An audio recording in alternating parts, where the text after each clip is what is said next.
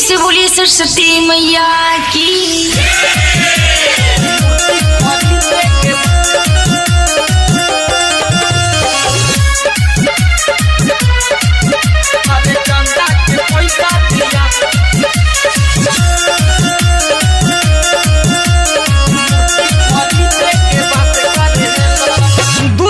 चंदा कटाइल बा गाँव भर परती बटाइल बा ये काका सुना हो।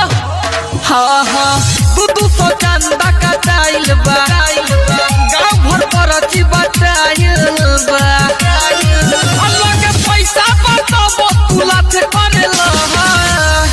सरस्वती पूजा के चंदा दिया तो ना बा हम मूर्ति खरीदे के बात करेलो। अरे चंदा के पैसा दिया तो ना बा मूर्ति खरीदे के बात करेलो। अरे बोला मूर्ति खरीदे के अरे चंदा के पैसा दिया तो ना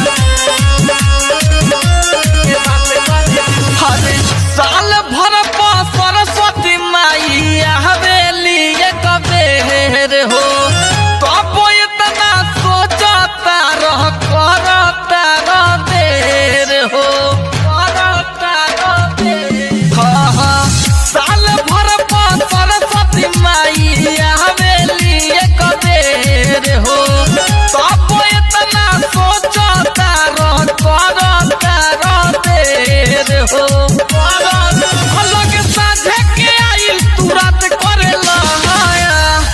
सरस्वती पूजा के चंदा दिया तो ना बा हम मूर्ति खरीदे के बात करेलो। अरे चंदा के पैसा दिया तो ना बा मूर्ति खरीदे के बात करेलो।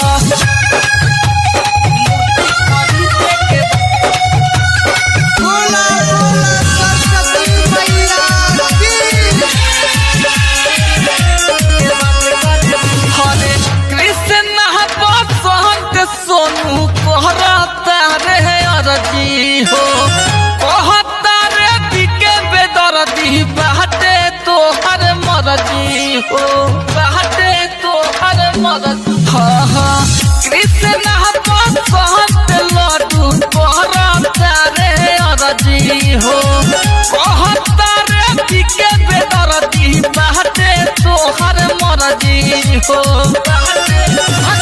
किस्मत के अपना तुला पे मारेला। सरस्वती पूजा के चंदा दिया तो ना बा हम मूर्ति खरीदे के बात करेलो। अरे चंदा के पैसा दिया तो ना बा मूर्ति खरीदे के बात करेलो। अरे बुढ़ऊ बोला।